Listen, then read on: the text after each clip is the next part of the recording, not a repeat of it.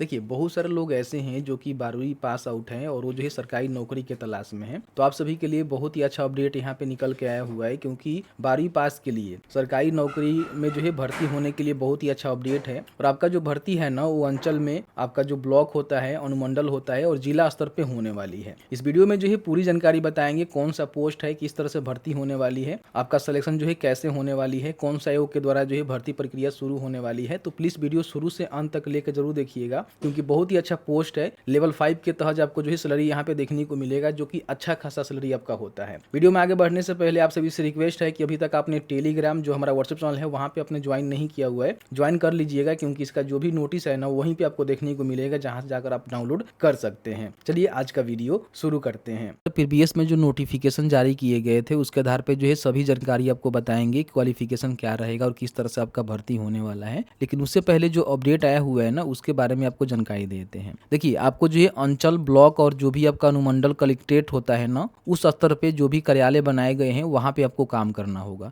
लगभग जो है 1064 पदों पे आपका भर्ती होने वाला है। तो कहीं ना कहीं भर्ती जो है बहुत ही अच्छा होने वाली है। अगर आप इंटर पास है तो फॉर्म को भर सकते हैं। बताएंगे कि इंटर में जो है कौन कौन से सब्जेक्ट आपका होनी चाहिए, तो आप यहाँ पे फॉर्म को भर सकते हैं।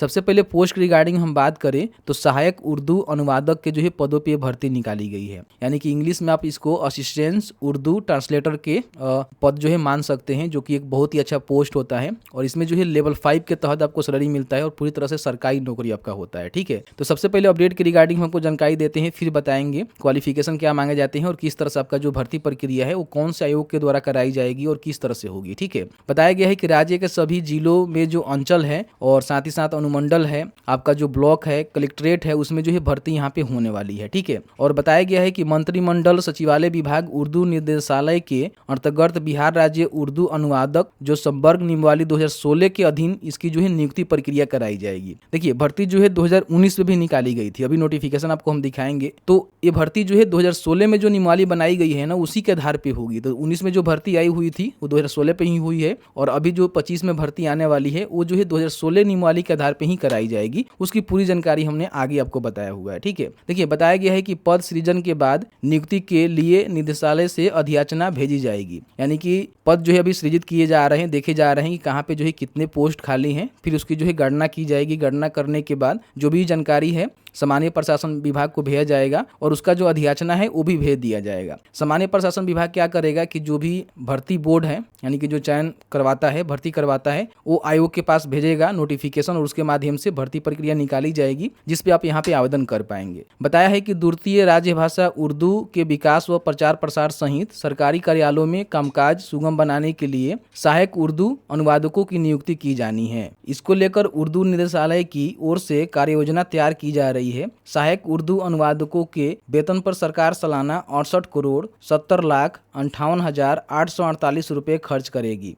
वेतन स्तर जो है लेवल 5 के तहत पद सृजित करते हुए नियुक्ति की प्रक्रिया पूरी की जानी है। यानी कि जो आपको सैलरी मिलेगा ना, वो वेतन स्तर जो है 5 के तहत आपको देखने को मिलेगा। तो बहुत ही अच्छा आपका सैलरी हो जाएगा। ठीक है, अब यहाँ पे हम बात करते हैं कि जो प्रीवियस नोटिफिकेशन निकाली गई थी, भर्ती आई थी, उसमें जो है क्या कुछ बोला गया था इन पदों पे भर्ती को लेकर। तो देखेंगे तो मेरे पास एक ऑफिशियल नोटिफिकेशन है जो कि 2019 में जो है भर्ती कराई गई थी। यहाँ पे देखेंगे तो वही पोस्ट यहाँ पे मेंशन किया गया है, सहायक उर्दू अनुवादक। ठीक है, तो ये देख सकते हैं कि बिहार कर्मचारी चयन आयोग के द्वारा जो है भर्ती प्रक्रिया 2019 में कराई गई थी। तो इस बार 25 में जो भर्ती आने वाली है, बिहार कर्मचारी चयन आयोग के माध्यम से ही भर्ती प्रक्रिया कराई जाएगी। इन बातों को विशेष रूप से ध्यान रखेंगे। ठीक है, अब इसमें देखेंगे तो सबसे पहले हम बात कर लेते हैं कि आपका जो है क्वालिफिकेशन क्या रखे जाएंगे। देखिए, क्वालिफिकेशन के रिगार्डिंग उन्हें जानकारी दिया हुआ है, किसी मान्यता प्राप्त बोर्ड विश्वविद्यालय से उर्दू विषय में कम से कम 100 अंकों के साथ इंटरमीडिएट आपने पास कर लिया हुआ है तो फॉर्म को भर सकते हैं। 100 अंकों आपका जो है उर्दू यहाँ पे होनी चाहिए, उर्दू विषय में 100 अंक आपका होनी चाहिए इंटरमीडिएट लेवल पे। तो कहीं ना कहीं आप यहाँ पे फॉर्म को भर सकते हैं। तो जो भी उर्दू से अपना मान लीजिए इंटरमीडिएट किए हुए हैं, 100 अंक उनका जो है उर्दू में है, तो कहीं ना कहीं वो फॉर्म को भर सकते हैं। इसके अलावा कोई भी आपके पास क्वालिफिकेशन नहीं होनी चाहिए। इसी के भी यहाँ पे आपका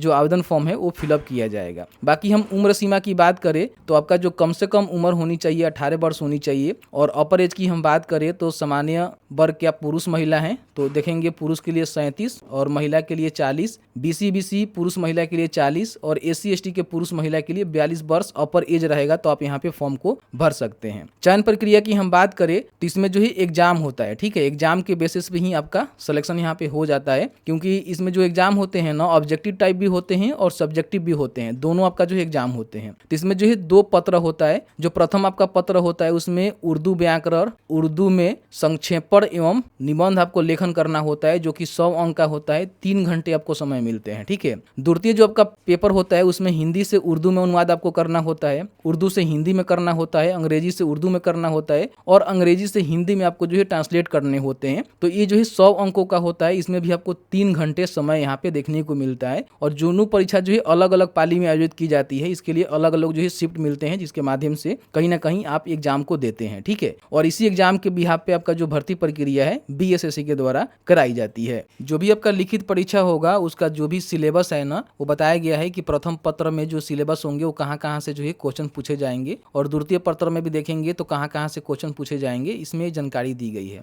बाकी जो है क्वालिफाइंग मार्क्स भी रखे जाते हैं। जैसे कि सामान्य वर्ग से आते हैं तो 40% कम से कम आपको लाने होते हैं, पिछड़ा वर्ग के लिए 36.5%, अति पिछड़ा वर्ग के लिए 34%, SC ST के लिए 32% और महिला सभी के लिए 32% और जो विकलांग होते हैं उनके लिए भी 32% यहाँ पे कम से कम जो है मिनिमम क्वालिफाइंग मार्क्स रखे जाते हैं, जो कि आपको कंप्लीट करना होता है। तो इस तरह से मैंने जो है पूरी जानकारी बताया। बाकी देखेंगे तो परीक्षा शुल्क आपका कितना लगेगा, ये पूरी जानकारी जो है प्रीवियस नोटिफिकेशन में दिया गया है, उसी के आधार पर बताई जा रही है। तो बहुत ही जल्द ये भर्ती प्रक्रिया जो है शुरू होने वाली है, क्योंकि इसकी जो भी पद है ना उसको यहाँ पे देखे जा रहे हैं कि कौन से जिले में जो है कितने पद हैं, उसके हिसाब से इसका रोस्टर क्लियरेंस करके जो भी सामान्य विभाग है उसको भेजी जाएगी। उसके बाद इसकी भर्ती प्रक्रिया शुरू होगी। जैसे कि आपने देखा कि मैंने जो है पूरी जानकारी आपको बताया किस तरह से अपडेट यहाँ पे निकल के आ रहे हैं और कौन जो कैंडिडेट है फॉर्म को भर पाएंगे। इंटरमीडिएट में आपका जो है 100 नंबर का जो उर्दू है ना होनी चाहिए और बाकी आप बढ़िया ट्रांसलेट जानते हैं तो कहीं ना कहीं एग्जाम आप क्वालिफाई कर पाएंगे और आपका जो भर्ती प्रक्रिया है वो हो पाएगी। जैसे ही भर्ती की कोई भी जानकारी निकल के आती है,